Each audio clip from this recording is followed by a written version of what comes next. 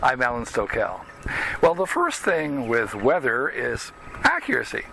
Local radio and TV forecasts tend not to be very accurate, and government agencies are a little more, but they're still not that great. Predicting weather is a very inexact science at the very best of times. There's simply too many variables. When you see on the TV that there's a 30% chance of precipitation, what's that mean? It only means that there is a 1 in 3 chance that we will get 1/10 of an inch of rain or more in that period. Nothing about how long it'll rain or how long it'll last or how heavy it'll be. So, and it also says nothing about what happened in that day in the past. Also, the longer the forecast is for the lower the accuracy is. Fairly accurate forecasts for the same day are quite reliable. But if you rely on a 5-day or less forecast, every day it's inaccurate by 10% or more a day. Add to that, most TV weather people are not meteorologists, so they know about as much as I do. Me! Now, there's no guarantee of accuracy even when these forecasters use all the latest technology such as satellites and radar and Doppler. And there can be some amazing logarithms, but I have my own way of forecasting weather. My system has been used for centuries and is 100% accurate. I know what you're thinking. It's a weather rock. If the rock is wet, it's raining. If the rock is swinging, the wind is blowing. If the rock casts a shadow, the sun is shining.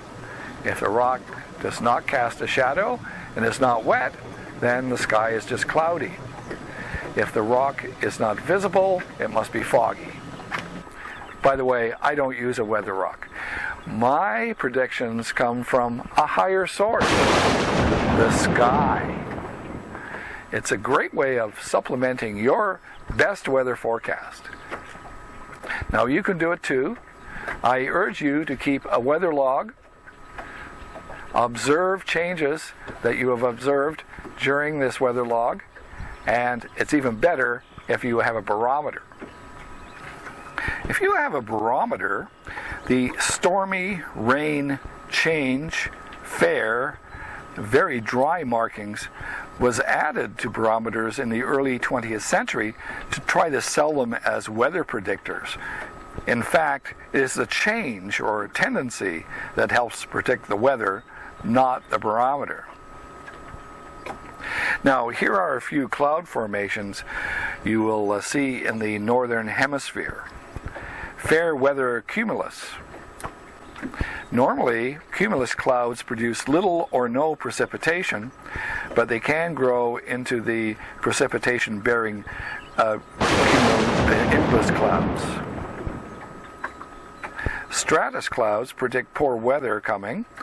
These clouds are essentially above-ground fog, forming either through the lifting of morning fog or through cold air moving at low altitudes over a region. They also can forecast light rain. Altostratus clouds usually cover the whole sky and have a gray or blue-gray appearance. The sun or moon may shine through an altostratus cloud, but it will appear watery or fuzzy. An altostratus cloud usually forms ahead of a storm that has continuous rain. Occasionally the rain will fall from a altostratus cloud, but if the rain hits the ground, then the cloud becomes classified as a nimbostratus cloud. Nimbostratus are dark gray with a ragged base. Nimbostratus clouds are associated with continuous rain. Sometimes they cover the whole sky, and you can't even see the edges of the cloud. You can tell where the weather will come from by observing wind direction and the barometric pressure. Wind direction changes often, and it's accompanied by changes in the weather. The air flows cyclonically around a pressure system.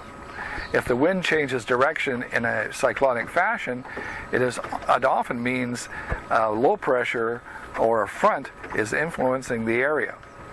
A wind shifting from the south, for instance, means that warmer air is approaching, and wind from the north often means cooler air is approaching. When the wind changes abruptly, it could be a frontal passage or wind direction change caused by a thunderstorm. As a rule in my area, winds from the east quadrant and falling barometric pressure indicate foul weather, and winds shifting to the western quadrant indicate clearing and fair weather. But there are exceptions. So that's it. I'd love to hear your comments and suggestions. Please type them below, or you can email me. Give me a thumbs up and subscribe. It's always a critic. I'm Alan Stokel, and thanks for watching.